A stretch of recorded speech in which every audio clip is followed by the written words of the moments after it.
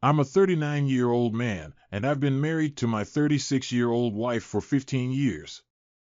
We also have a 13-year-old son. My family includes my 58-year-old mom, 62-year-old dad, 30-year-old sister, and 22-year-old younger brother. Last year, I discovered my wife crying in our bedroom. I comforted her, and she informed me that she was pregnant. I was overjoyed and told her it was great news. However, her demeanor changed, and she admitted that it wasn't mine before leaving the room, which was quite strange. During that time, I also noticed she was spending excessive time on her phone. Due to the high COVID situation, I took care of everything alone, including cooking and cleaning.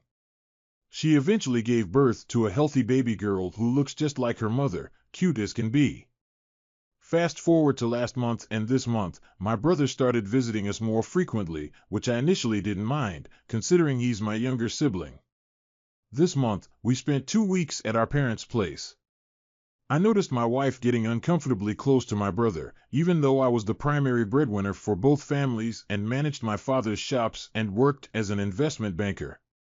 It seemed odd to me that she was spending more time with my brother instead of my sister, with whom she was close before.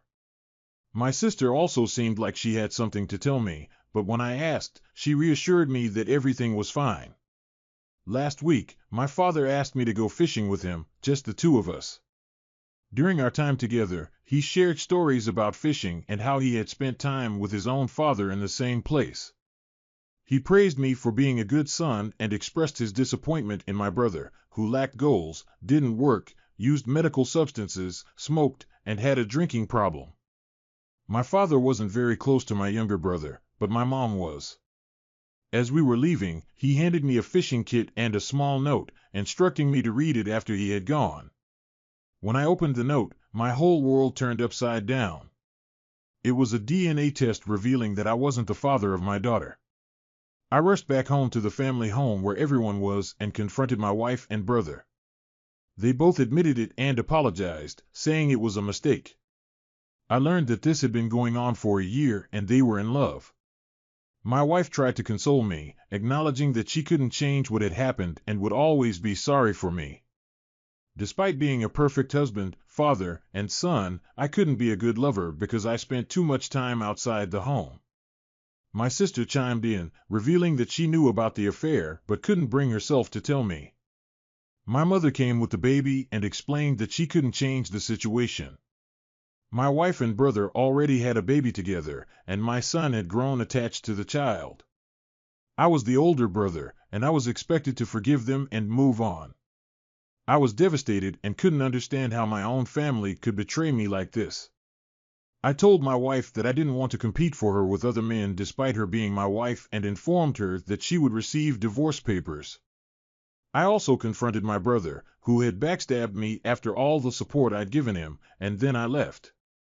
My phone was flooded with calls and messages.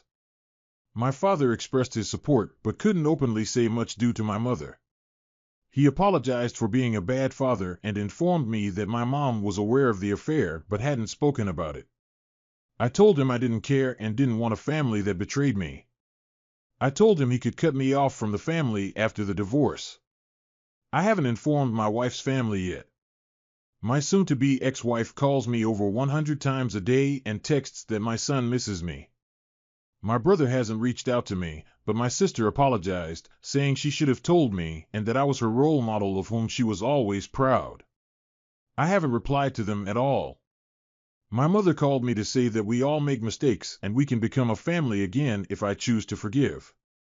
She hinted that my children need a father figure and if I can't be there, my brother could step in to take care of the family. She mentioned that the court might not grant me custody, and if she stands up for them, it could complicate things for me. This made me really angry, so I blocked her. I haven't spoken to any of them in the last 2 days. Divorce can be costly, but that's just how it is. I haven't shared this with anyone. I've been having trouble sleeping and can't eat anything. I feel like I've lost my reason to live. In just a week, I've lost everything: my family, my wife and kids, and my dignity. I feel like there's no purpose left in my life, at least for now. I talked to my lawyer. I need to file for divorce now. The lawyer mentioned that I might have to pay spousal support and getting primary custody will be challenging. As for the legal process to disestablish the parent-child relationship with my daughter, even though I love her, even if she's not biologically mine, it will take a long time to finalize. Divorce can be expensive in our area, and I'm looking at around $900 a month for spousal support for her and my daughter, 50-50 custody of my son, and splitting our assets. I also realized that I mentioned a DNA test, but it was actually a paternity test for my daughter and brother, which confirmed a 99% match. Yes, it's a disturbing fact that my brother was only 7 years old when my wife and I got married. Update asterisk. This is a brief update on my situation. I initially thought things might improve with time, but they've actually gotten worse. I left my home after discovering the truth and organized my finances, consulted lawyers, and began the divorce process. I received the divorce papers last Friday. My wife came over and we had a conversation. She expressed her desire to avoid a divorce for the sake of our son. She apologized and admitted her fault, but I insisted on going through with the divorce and gave her the papers. Surprisingly, she tried to initiate closeness, but I asked her to leave. On Saturday, my sister, who lives in the Netherlands and had come for a vacation, left early following a heated argument that involved my wife and mother. She called me and we talked. She apologized for her part in the situation, explaining that our mom had asked her not to tell me. Mom was concerned about my well-being and how I would react. My younger brother had pressured Mom into making this decision.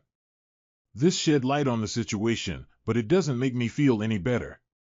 Some of you doubted the authenticity of my story, and I wish it were fake. You can choose to believe it's true and my life is currently a mess where I feel helpless and everything is falling apart, or you can choose to ignore it. It's your choice. I also spent time with my son on Saturday, taking him to a popular gaming zone. I explained my plans to him and he already knew. My mother cries every day, my wife is lost, and my younger brother is involved in substance misuse and neglecting responsibilities. My sister and I have decided to disassociate ourselves from the family and reject any inheritance. I intend to cut ties with the family and move to a different country. My sister has offered to help if I decide to move to the Netherlands after a year of the divorce. It's not easy, the days are long and tough, especially when I think about the incident. I've lost count of how many times I've been sick. My blood pressure is significantly low and my sugar levels are off. Yesterday afternoon, my father called to inform me that my mother is in the hospital. She had a severe stroke and collapsed during lunch. Her condition is not great. My dad said she wants to see me and the doctors have asked us to pray. Her condition isn't stable enough for her to be discharged. My wife is handling everything for now, and my brother is only visiting for a short time. My newborn daughter, along with my son and dad, is with my wife at the hospital. Dad told me this could be it and he wants me to visit her. I've informed my sister who is conflicted about it. I'll be honest, part of me wants to see her, but the larger part doesn't. She's my mother no matter what, but she chose to betray me, hurt me, and support my wife. It wasn't the affair that bothered me, it was the betrayals from my family and how they knew everything but didn't tell me. My own mother even threatened to cut me off from the family. Now suddenly she's in the hospital and wants to see me. I'm not feeling good or happy about this at all. I think about self-destruction every day. Therapists have been unhelpful, just offering a place to vent. They're a waste of money. Many of my relatives visited my mom in the hospital. Word about my wife's affair has spread to some close relatives. My favorite uncle criticized her harshly in the hospital, but my teenage son managed to calm him down. It's a complete mess. I've talked to a few friends, and they advised me to go through with the divorce, move on, relocate to another country, and start fresh with someone else. But right now, I can't plan anything. I'm lost. I've also consulted my lawyer, who told me I can claim my share of the inheritance if my mother hasn't made a will. I won't be able to get it if I reject my inheritance or if she cuts me off. None of that has happened, but I have no interest in money, inheritance, or family. I just want my son so I can break free from this dysfunctional family and regain my sanity. As for the paternity issue, it's going to be more complicated than the divorce itself. Cheating isn't a clear-cut deal breaker in most places, but being a stay-at-home mom can be a significant factor. It may affect me in various ways. However, if I let go of my inheritance share, it could give me an advantage and potentially exempt me from paying spousal support. But it all depends on mutual agreement. Right now, I'm torn between my mother's condition. I can't believe how much things have changed in just 3 weeks. This is truly the lowest point in my life. The only thing keeping me from taking drastic action is my son. Update asterisk. Consider this a release and a confession. I physically confronted my brother severely because he wrecked my family. If you haven't read my previous posts, I'll sum it up for you. The whole situation boils down to my wife and my brother having an affair, leading to the birth of a child, which they expected me to raise without me even knowing. I'm currently in the process of getting a divorce. I've also filed multiple reports against my brother, including vandalism, medical substances-related issues, and abusive behavior. Additionally, I'm pursuing legal action against him for having an affair with my wife, which is possible in my location. This could potentially result in him serving 2 years in jail. It would also limit his ability to travel to respected or well-developed countries and secure employment at reputable companies. But here's the real kicker: I wasn't satisfied with just legal consequences. He managed to turn my mother against me, which tore my family apart, and I felt the need for revenge. For days before his arrest, when he was in hiding, I located him and physically confronted him. I didn't inflict severe damage on him because despite everything, he was still my younger brother. He ended up in the hospital and understood that he couldn't file a complaint against me. Since I have influential connections, if he tried to contact the police, he would have been arrested anyway. Currently, he's still in the hospital as a result of the injuries from our altercation and has been taken into custody by the authorities. My sister and I have already disassociated ourselves from our family property, and he can have it all as far as we're concerned. He's a deceitful individual who lived in the shadow of both me and my father before betraying me. I have no regrets about my actions. He meddled with my family, leading to the breakdown of my dreams, hard work, and the disintegration of my family. It doesn't provide me with any comfort, but I don't have any regrets. The only regret I have is that I can't turn back time to relive those happy memories. But who am I to complain? Update asterisk. I want to apologize for not being a good lover and husband to you. In the past, our lives became entangled with issues, and I lost my way in the process. People often say I'm a great son, father, and husband, but I always question if I was a good lover. If I were, it wouldn't have driven you into the arms of another man. This year will be the last time we celebrate New Year's as a family. Little did we know it would also be the last of every holiday we spent together. Our marriage, spanning over a decade, is coming to an end with our son looking at us silently, wishing we wouldn't divorce. We both know it's for the best. I need to heal from the betrayal and the scars you've given me, and you need to heal from your own issues. You were undoubtedly the best thing that happened to me, and while I'm still angry, upset, and mourning the end of our marriage, I still respect you. Love, I'm not so sure about. Some days are tough and some are just strange. I've been having severe headaches, and the doctor has warned me to control my blood pressure to avoid a stroke. But it doesn't bother me much anymore. Perhaps I'm already emotionally numb. The only thing that bothers me is you, and I know you're going through tough times too. I know you miss your parents, and you're aware they're not happy with you because of your actions. I know you blame yourself for lying about our daughter's paternity, but you're a mother, someone the children will look up to. In 10 years, we might be the most flexible co-parents ever. Maybe you'll find someone who loves you more than I did, and perhaps you'll love him too. The current path might be the best for everyone, including us. Our son seems happy today, although we both know he's still sad about the divorce. He's trying not to make it awkward for us because he knows it would hurt us. He's eager to light fireworks and take thousands of pictures because he doesn't want to miss any moments with us before the divorce is finalized. One more thing, I'm aware that I did a terrible thing by beating up my brother because of what he did, but do I have any regrets? No. He betrayed me when I had taken care of him in his time of need. A person can forget deep trauma, but they can't forget a brutal betrayal. I know you still have feelings for him, and you're in a position where you love us both. I won't ask you to choose because I know you feel guilty for what you did. However, I hope you can hold off on making a decision until we're divorced and I'm out of the picture. You can be with him and pursue your dream life. My love, thank you for all the memories. That's all I can say right now. This is the story of my life, events, and reflections. I was born in 1981, during a time of development and progress, but also chaos and disorganization. My country had been established just a decade before my birth. My father was a low-ranking officer, and my mother was the daughter of a landlord. They got married, and our family's fortunes grew rapidly because our land was in the busiest and wealthiest area of the country. I am the eldest son in our family on both sides. I became the shining example because I studied and achieved excellent grades, which was unusual in the 90s. I became a role model for my younger cousins and siblings. I was loved by everyone but not by the one I wished for. In 1997, when I was 16, I met a girl and fell in love with her. She was beautiful, and over time, we became deeply attached to each other.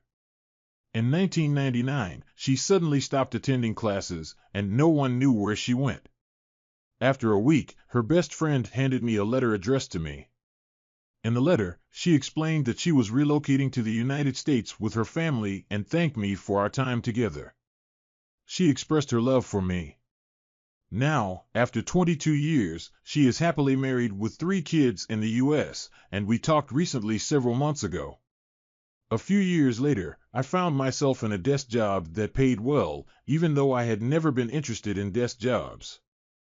I thought about it, and as I was starting my career, the first job I landed paid me well and didn't require excessive work. It seemed like a good opportunity. Over the years, I constructed buildings, invested in stocks, and managed money that contributed to our growth. Now, we own a total of 14 apartment buildings in our city. 4 of them are mine, and 10 are under my mom's name, as well as several shops and markets. We've established strong connections with politicians and local authorities, and we are financially stable. However, this newfound wealth further spoiled my family. My younger brother was a young and innocent child, but he was indulged by my mom's financial support, excessive spending, and a lack of discipline. He was the spoiled kid who received money from our parents and didn't care. I tried to talk to my mom about this, but it didn't lead to any change. He was, after all, my brother, and I had played a role in it too. In 2006, my mom suggested a girl for me, and they came from a decent family. We were financially stable, I had a good income, and my dad was retired. I thought, why not? We got married, and over the years, our bond grew stronger. She embraced my family as her own, and my family reciprocated that love, treating her like a daughter. She blessed me with a son, and my love for her deepened. Everyone adored my son, especially my mom, who cherished him. Then in 2012, my sister left for the Netherlands, and her journey wasn't easy. She now owns property in the Netherlands, has citizenship, and has applied for a green card. However, as time went on, my brother became more spoiled, turning into the family's troublemaker. We received complaints about his medical substances and drinking use, which led to conflicts with my mom. I too would argue with my mom because I felt she was spoiling him, and my attempts to reason with him failed. Over the years, the situation worsened, and he was even arrested. At one point, I had to intervene and speak to the officers to get him released. Our family's reputation and my own recognition helped resolve these matters. During this time, my work also became demanding. We had moved from youth to middle age, following the cycle of life, gradually becoming like our parents, the very individuals we used to look up to. The excitement of life and marriage had turned into a routine filled with stress, and I found myself less attracted to my wife. My libido decreased, perhaps due to stress.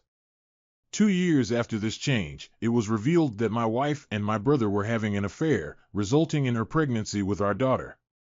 Though she isn't biologically mine, I can't bear to part with her. This discovery triggered a devastating chain of events that tore my family apart. My sister, who had returned from the Netherlands, cut off contact with our entire family. My wife was devastated, but she knew that this day would come sooner or later. My mom suffered a severe stroke. My dad had been emotionally distant for a while, and the home he had built was destroyed. My son was deeply affected as well. While he doesn't know the whole story, he is aware of the impending divorce, and he's been remarkably understanding, something that makes me proud. My wife is trying to salvage our marriage, but we have both already signed the divorce papers set to be finalized next month. She will receive 20% of my income as spousal and child support for 3 years, child support until our daughter turns 18, and she won't receive any of the assets as they belonged to me before our marriage. She has accepted these terms. I will remain the legal guardian until our son turns 17, while she will be the guardian for our daughter until she reaches puberty, at which point I will become her legal guardian until she turns 18. My brother is currently in jail, recovering from his injuries, but in need of rest. He received a 1-year sentence for medical substances use and having an affair with my wife. I can't say I feel good about this. I've talked to my dad, her father, and her mother, and they've all told me that it's entirely my decision whether I want to try again with her in a few years or not. I haven't spoken to her yet. The demise of a marriage is one of the most painful things to witness. I love her, but I know this is the right path. I'm planning to take my son to the Netherlands, and I don't need any application or permission from my soon-to-be ex-wife since I'm the legal guardian. My mom has been making efforts to rebuild our bond, and I've spent time with my favorite uncle, who suggested giving her another chance. People make mistakes, and what she did was unforgivable, but it won't change anything. It will be a punishment for her, but even so, giving her space and time to change is essential for both of us. My mom has been suggesting that I get married again, but I haven't discussed that with her. I've also submitted my resignation. It's time to bring this chapter to a close. Life can be frustrating at times, and I've always wanted to visit Mecca, a holy place for us, with my family. But now, my family seems to consist of just my son and me. I don't want to bring anyone else, and in a few years, once all the paperwork is finalized, I plan to move to the Netherlands. I can't just leave abruptly because I have so many responsibilities here. This was a way to get things off my chest. I'm not sure if it all makes sense. Things have been challenging, and I apologize for the disorganized presentation. To anyone who has listened this far, thank you for your time. Update**. I have a lot on my mind right now. I'm feeling queasy, and my hands are shaking as I write this. There's much I want to say, but I find it hard to put into words. Today is Sunday, a bittersweet day. It marks the end of my marriage as our divorce was finalized earlier this morning, concluding almost 16 years together. Mixed emotions swirl within me. Part of me is relieved, yet part of me is downcast. I loved that woman. She was the second love of my life. She also brought me to my lowest.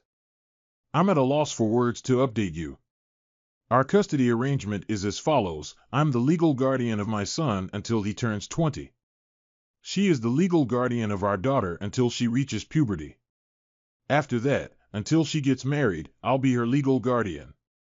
My daughter is going to spend these initial years with her as she's only 10 months old. However, I can visit her whenever I want. In my country, the birth certificate is issued after a child is a year old, so I'll be signing it as she is my daughter. I'll have to pay spousal support for her for 3 years and child support until both kids turn 18. It amounts to around 20% of my income, which is approximately $1,000 when converted to USD. It's essential to note that the cost of living in our country is lower than in the US. I don't need to pay alimony, just a type of dowry known as Dean Marr, but not exactly dowry. I've also transferred one of my apartments to her name, not for her, but for the sake of our daughter. I want my kids to grow up in a safe and comfortable environment. Despite what she did, I can't expose them to danger. Her family has disowned her entirely, but her mother will maintain contact, and her sisters will help care for my daughter. My ex-wife spoke to me after our divorce. I could see that she hadn't slept, but she thanked me for the years together and asked for my forgiveness. This time, I told her that I did forgive her. We wished each other the best of luck and parted ways. I know she was sad and heartbroken, and so was I. It was perhaps the best course of action. I've resigned from my job since my family's property provides sufficient income, rendering the job unnecessary. I'm planning to take a few months off now. When I signed the final papers, it felt like a massive burden had been lifted from my shoulders. I'll be visiting my mom in a few hours and spending the night at my house. I recall saying that I wouldn't consider dating, feeling that my youth had passed. I'm turning 40 this year. Normally, at 40, people start planning for retirement and paving the way for the next generation, but it seems like I'm restarting at 40. I met a cousin of one of my friends on New Year's Day. She's 29 and left a strong impression on me. It turns out she's the therapist I've been looking for all along, and I can't express how significant that is. I saw her again on January 14th at a festival, and we ended up in bed after a night of drinking. I'm not proud of that.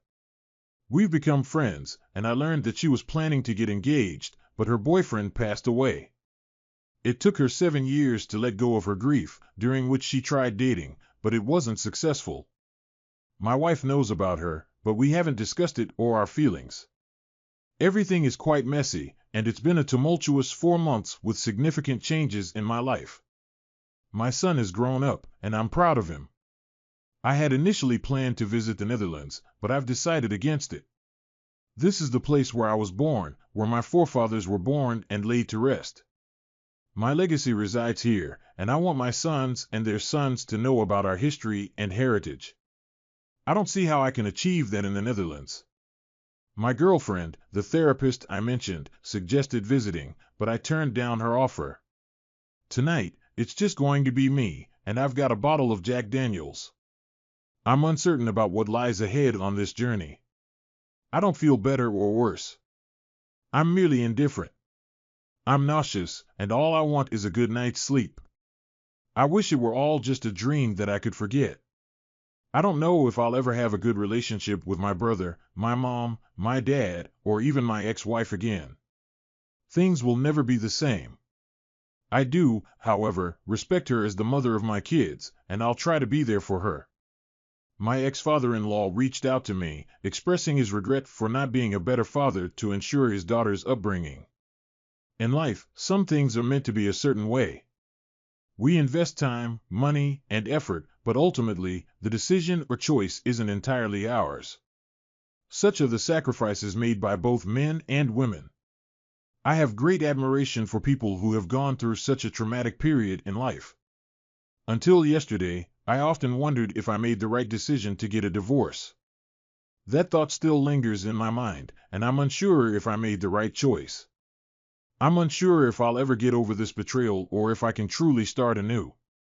For tonight, it's just me. My son is with my mom and will stay there for the night.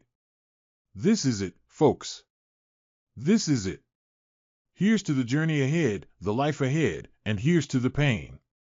And to the people who have reached out to me, commented, and offered their support, thank you. Comment asterisk. It's been only 4 months, and you've gone through a whirlwind of events, from discovering your wife's pregnancy with your brother to physically confronting him, cutting off ties with family members, learning distressing information about his uncle, and losing his mother in just 4 months. I must say that's an incredibly rapid sequence of life-altering changes, and it's a lot for a child to handle in such a short time. I understand you may believe your son can comprehend and process all of this, but he's still a child, and the pace at which all of this has happened is far from what could be considered normal. It's crucial to remember that your son needs a stable and healthy environment. He has witnessed you leaving for a brief period, cutting ties with family members, learning distressing information about his uncle, and losing his mother in just 4 months. The depth of trauma your child is experiencing must be significant, and as a child, he doesn't have the emotional maturity to process all of this properly. Instead, he might be bottling up his feelings. While you praise him for growing up, this approach invalidates the incredibly challenging experience he's going through. You need to provide your son with an environment of normalcy and stability. Don't force him to suppress his emotions, and don't pretend that everything is okay. It's not okay. Your son deserves a chance to process what has happened in a healthy way so he can have the possibility of developing normal relationships in the future. Misuse can be a generational cycle, and the same unhealthy patterns that affected us as children can impact our own children. We often fail to recognize the extent of the misuse, and we may make statements like, "I'm proud of you for growing up," even when our children had no part in the upheaval of their lives and are not emotionally equipped to understand the consequences. This kind of manipulation continues the cycle of misuse. Be a better father by seeking help for your son so he doesn't experience the same traumatic events that you did.